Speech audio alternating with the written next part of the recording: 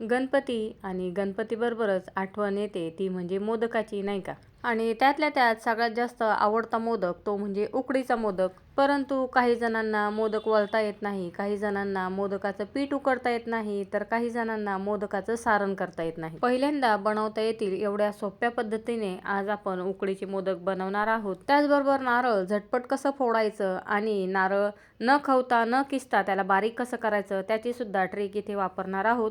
तर चला, इथे हाय फ्लेमवरती मिनिटभर आपल्याला नारळ फिरवत फिरवत भाजून घ्यायचा आहे आणि मुसळणे या पद्धतीने नारळ फोडून घ्यायचा. नारळमध्ये पाणी असलं काय आणि नसलं काय तरी बघा 2-3 फटक्यामध्येच नारळ फुटत असतो. हाताला चटका बसत असेल तर हातावरती कापड घ्यायचं. मी वाटीवरती चाळण ठेवली आहे, म्हणजे जे पाणी निघेल ते गाळल्यासुद्धा जाईल, तरी सुद्धा 2-3 वेळेस गाळून हे पाणी प्यायचं आहे. नारळ भाजल्यामुळे यातील खोबरं सुद्धा पटकन निघतं बरं का. एकदा नक्की ट्राय करून बघा. तरी ते मी थोडंसं खोबरं काढून घेतलेलं आहे. त्याचा काळा पार्ट मी काढणार नाही, तसंच खोबरं वापरणार आहे. तुम्हाला वाटलं तर त्याचा जो मागचा काळा पार्ट असतो तो काढून घ्यायचा. सुरीने खोबऱ्याचा काळा भाग हळुवारपणे काढून घेऊ शकता. तर खोबरं या पद्धतीने एकदम पातळ कापून घ्यायचं आणि नंतर त्याला पल्स मोडवरती मिक्सरवरती फिरवून घ्यायचं आहे. कंटिन्यू मिक्सर चालू ठेवायचं नाही, नाहीतर पूर्ण नारळामधून दूध निघेल. 2 सेकंदासाठी मिक्सर चालू करायचा, बंद करायचा, पुन्हा 2 सेकंदासाठी चालू करायचा आणि बंद करायचा. बघा, या पद्धतीने नारळाचा चव तयार झालेला आहे.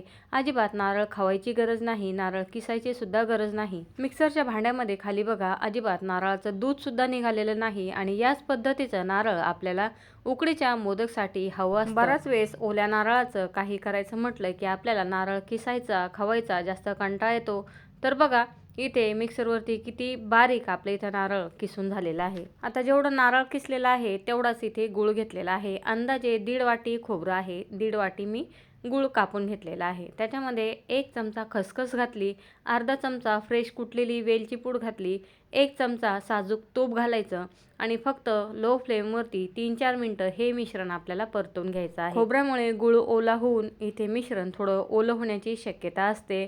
फक्त मिश्रण दाटसर होईपर्यंत आपल्याला परतायचं आहे आणि गॅसची फ्लेम अजिबात हाय करायची नाही. जे नेहमी करतात त्यांच्यासाठी नाही, जे नवशिके आहेत त्यांच्यासाठी मी इथे सांगितलेलं आहे. मोदकाचा चव होतो तोपर्यंत आपण इथे उकडची तयारी करूयात. आता एवढ्या नारळासाठी आपल्याला 1.5 कप तांदूळाचं पीठ लागणार आहे. त्याच्यामुळे मी 1.5 कपच पाणी गरम ठेवलेलं आहे. त्याच्यामध्ये चवीनुसार मीठ घातलं, 1 चमचा तूप घातलं आणि 2 चमचे इथे रूम टेम्परेचरचं दूध घालायचं आहे आणि पाण्याला उकळी आली की लगेच गॅसची फ्लेम लो करून त्याच्यामध्ये तांदूळचं पीठ घालायचं आहे. जेवढं पीठ आहे तेवढंच पाणी घ्यायचं. लो फ्लेमवरती मिनिटभर इथे मिक्स करून घ्यायचं आणि लगेच गॅसची फ्लेम बंद करून याच्यावरती झाकण ठेवायचं आहे. खूप सुद्धा इथे मिक्स करत बसायचं नाही किंवा उकड काढायची गरज नाही. ज्यांना घरी तांदूळाचं पीठ बनवता येत नाही त्यांनी रेडीमेड तांदूळाचं पीठ वापरलं तरी चालेल. बऱ्याच ठिकाणी बघा आता तांदूळाचं पीठ किंवा मोदकाचं पीठ मिळत असतं. साईडला आपलं मोदकाचं सारण सुद्धा तयार झालेलं आहे. आता याची सुद्धा गॅसची फ्लेम बंद करायची.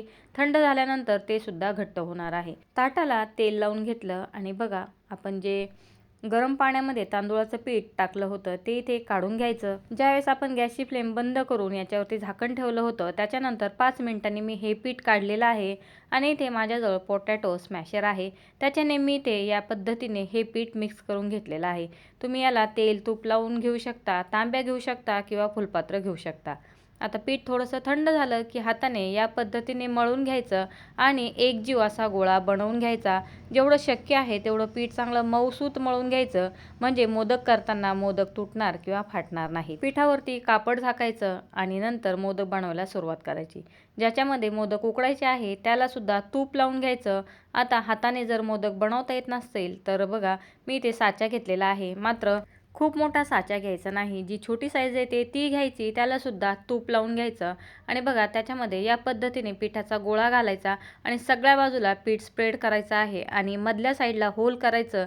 ही सगळी प्रोसेस करताना आपल्याला साच्या वरच्या बाजूने चांगला दाबून धरायचा आहे, म्हणजे पिठाला आतल्या साईडला चांगला शेप येईल. तुम्ही प्रत्यक्ष ज्यावेळेस बनवून बघाल त्यावेळेस तुम्हाला नक्की ही मोदकची पद्धत जमणार आहे. साईडला तांदूळाचं पीठ लावून झालं की आतमध्ये आपण जे होल केलं होतं त्याच्यामध्ये गुळ खोबऱ्याचं थोडं थोडं सारण भरायचं आणि खालच्या साईडला सुद्धा तांदूळाचं पीठ लावून या पद्धतीने पॅक करायचं आणि बघा आपल्या इथे किती सुंदर उकडीचा मोदक तयार झालेला आहे. ज्यांना हाताने मोदक वळता येत नाही ते या पद्धतीने मोदक करू शकतात.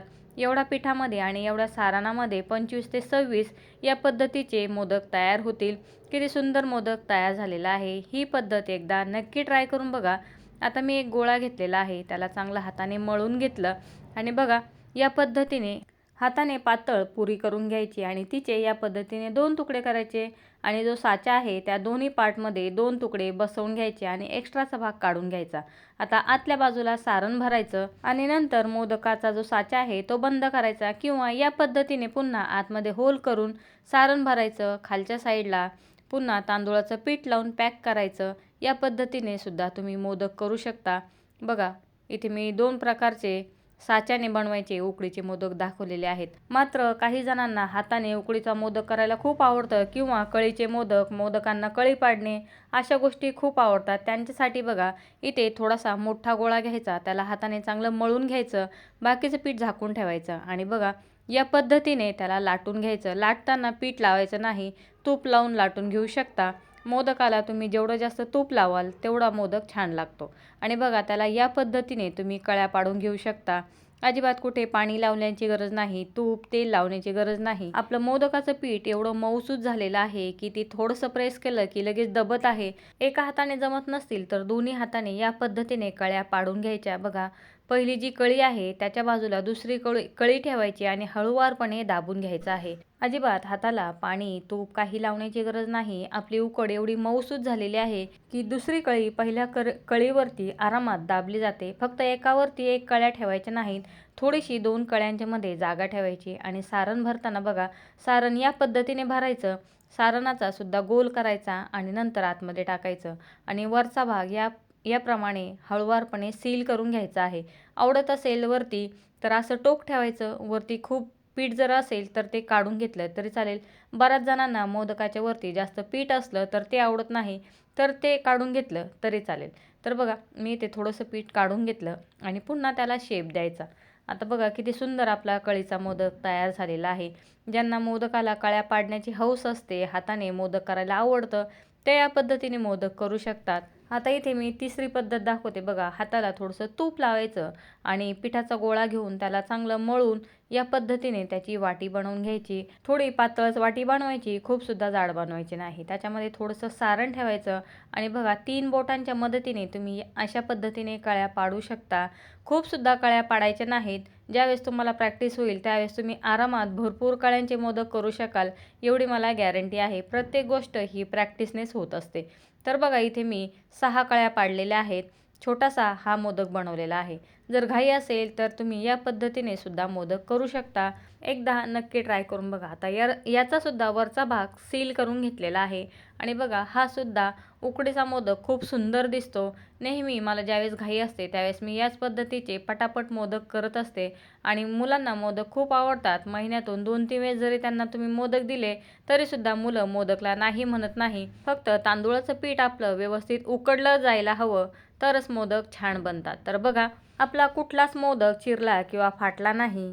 हे बघा या पद्धतीने तुम्ही या पिठाची चपाती किंवा पुरीसुद्धा लाटू शकता आणि या पद्धतीचे मोदक बनवू शकता. ज्यावेळेस तुम्ही तांदूळाचं पीठ ताटामध्ये मिक्स करता त्यावेळेस त्याला चांगलं मिक्स करायचं. अजिबात त्याच्यामध्ये गाठी राहू द्यायचे नाही आणि दोन्ही हाताने चांगले 6-7 मिनटं तुम्ही तांदूळाच्या पिठाला मळून घ्यायचं, म्हणजे अजिबात तांदूळ वळताना फाटणार नाही. तर बघा जे साच्यामधले मोदक होते ते मी उकडून घेतले. उकडताना सुद्धा गरम पाण्यावरतीच मोदकांचं जे स्टँड किंवा भांडं आहे ते ठेवायचं आणि वरच्या बाजूला चांगलं झाकण ठेवायचं किंवा तुम्ही स्टीमर वापरत असाल तर त्याच्यामध्ये मोदक उकडून घेऊ शकता. ज्याच्याकडे स्टीमर नाही ते या पद्धतीने मोदक उकडून घेऊ शकता. खालचं पाणी गरम झाल्यानंतरच वरती मोदकाचं जी जाळी आहे ती ठेवायची आणि त्याच्यावरती सुद्धा पूर्ण मोदक झाकल्या जातील असं भांडं ठेवायचं. आपले सगळे मोदक बनवून झालेले आहेत. 3 प्रकारचे मोदक आज आपण बनवलेले आहेत. मीडियम फ्लेमवरती छोटे मोदक 15 मिनिटं आणि जे मोठे साईजचे मोदक आहेत ते 20 ते 25 मिनिटं उकळवून घ्यायचे आहे. आणि बघा कुठेच मोदकातील सारण किंवा गुळाचा पाक किंवा गुळाचं पाणी बाहेर आलेलं नाही. याला सुद्धा आता तोडून दाखवते. मोदक चांगले थंड झालेले आहेत. बघा किती सुंदर आणि छोटे छोटे आपले साच्यातील मोदक झालेले आहेत आणि हे आहेत हाताने वळलेले मोदक. तर याच पिठातून मी आणखीन मीडियम साईजचे 8 ते 9 मोदक बनवले होते. ते मी वेगळे उकडले कारण मुलांना लगेच खायचे होते. तर बघा किती सोप्या पद्धतीने आणि किती झटपट आपण इथे उकडीचे मोदक बनवलेले आहेत आणि बघा एकदम मऊसूत मोदक तयार झालेले आहेत। मोदकासाठी भरपूर अशा टिप्स सुद्धा सांगितलेल्या आहेत, तुम्ही सुद्धा नक्की ट्राय करून बघा। पहिल्यांदा जरी बनवले तरी सुद्धा मोदक तुटणार फाटणार नाहीत। याच पिठाच्या तुम्ही भाकरी सुद्धा बनवू शकता। मोदक थंड झाले की लगेच झाकून ठेवायचे, जास्त वेळ उघडे ठेवायचे नाहीत, नाहीतर मोदक कडक होण्याची शक्यता असते। नक्की ट्राय करून बघा। व्हिडिओ आवडला तर व्हिडिओला लाईक आणि चॅनलला सबस्क्राईब करायला विसरू नका। व्हिडिओ बघितल्याबद्दल धन्यवाद।